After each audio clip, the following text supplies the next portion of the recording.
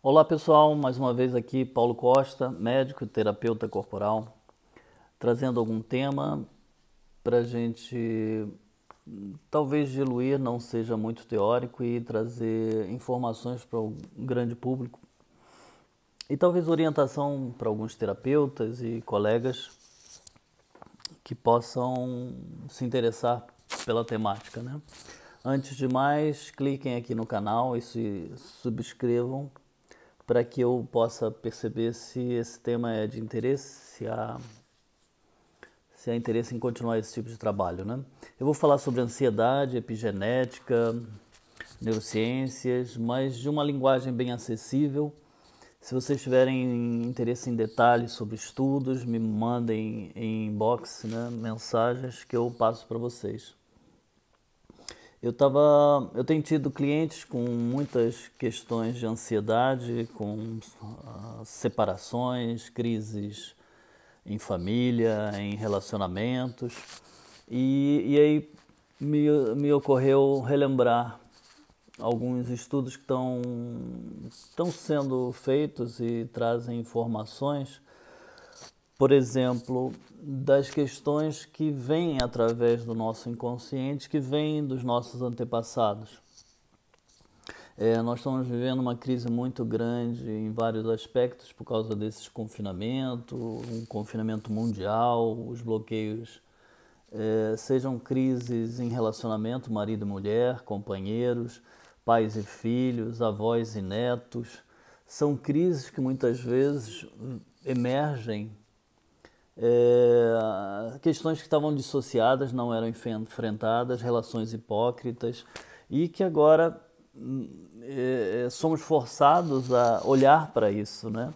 Isso é muito bom porque nos faz aterrar, sair de uma dissociação, de uma vida meio falsa e nos traz essa verdade que é o momento que vivemos.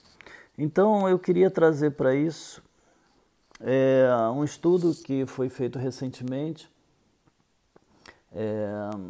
com os descendentes de pessoas, de judeus principalmente, que participaram, foram submetidos ao Holocausto na Segunda Guerra Mundial, em que verificaram que os marcadores genéticos que esses sobreviventes apresentavam, aqueles processos de metilação que os tornava alerta para certas situações traumáticas, também se expressam geneticamente em seus descendentes. Descendentes estes que não passaram por nenhum nível de estresse comparados àqueles do Holocausto, né? E os pesquisadores observaram isso, mas foram confirmar através de ratos, né, de laboratórios, e perceberam um estudo, já falei em alguns vídeos, um estudo que pegaram uma quantidade de ratos com duplo controle, né, duplo cego, em que apresentavam aqueles ratos que nunca tinham sido expostos a frutos vermelhos, eram colocados à frente de frutos vermelhos com cheiro, mas quando eles iam comer os frutos, eles tomavam um choque, até que eles desenvolveram o reflexo e a observação, né, de Pavlov, de que quando eles viam fruto, já faziam toda a reação de luta e fuga, né? Do simpático era ativado e eles tinham medo. E depois perceberam que as descendências desses ratos, bastava ter a exposição e o cheiro do fruto vermelho que eles já tinham sintoma, não era preciso aplicar nenhum choque. Comprovando e corroborando o estudo feito com seres humanos que eram descendentes dos judeus sobreviventes do Holocausto. Ou seja, uma situação traumática é possível passar através de gerações, e a epigenética está demonstrando isso, né? Por que eu estou trazendo esse tema? Porque nesse momento de confinamento, em que somos sujeitos a medos que não conhecíamos em nós, o nosso corpo vai buscar recursos de resiliência, de sobrevivência, que trazemos em nossas células. E muitas vezes, sem que percebamos, tomamos decisões em prol da sobrevivência, em prol desse inconsciente que temos na nossa família, de que eu tenho que fazer isso porque isso é a minha solução. Eu vivo nesse momento em Portugal. Portugal foi dos raros países que não teve a Segunda Guerra Mundial em seu território. É claro que, em termos de traumas, os soldados portugueses, em algumas situações, na Primeira Guerra, talvez seja dos países que mais morreram soldados em relação à população, os sobreviventes trazem os traumas de guerra e os seus familiares também experimentam os traumas da guerra.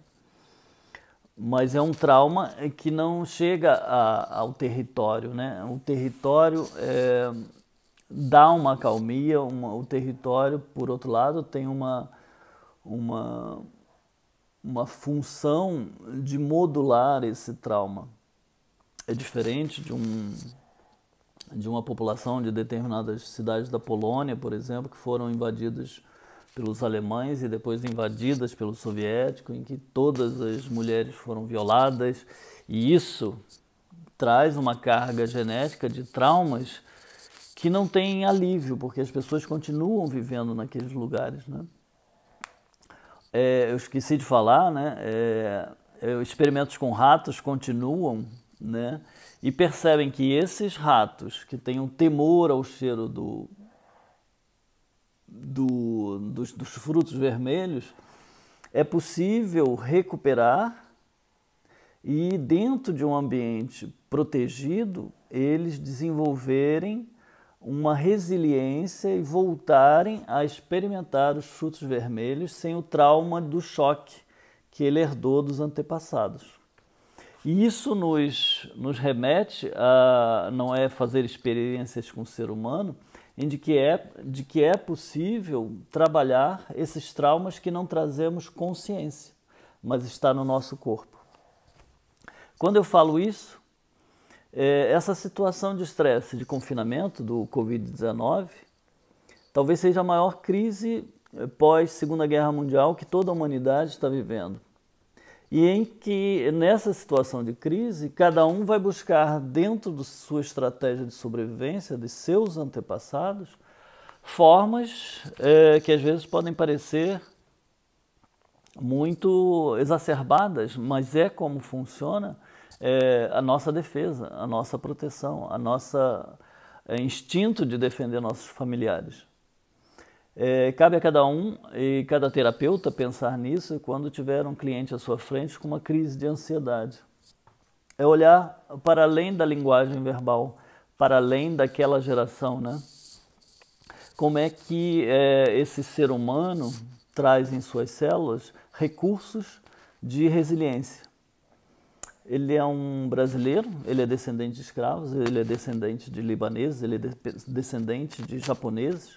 Os familiares dele passaram pelo estresse da bomba de Hiroshima, passaram pelas guerras do Líbano, passaram por escravidão no Brasil, em Angola, em Moçambique, passaram pelos processos de colonização até bem recentemente, 74, e das guerras coloniais. Quem é essa pessoa? Que memórias traz a ele? Que estratégias de sobrevivência ele tem? Para que ele possa olhar para esse passado,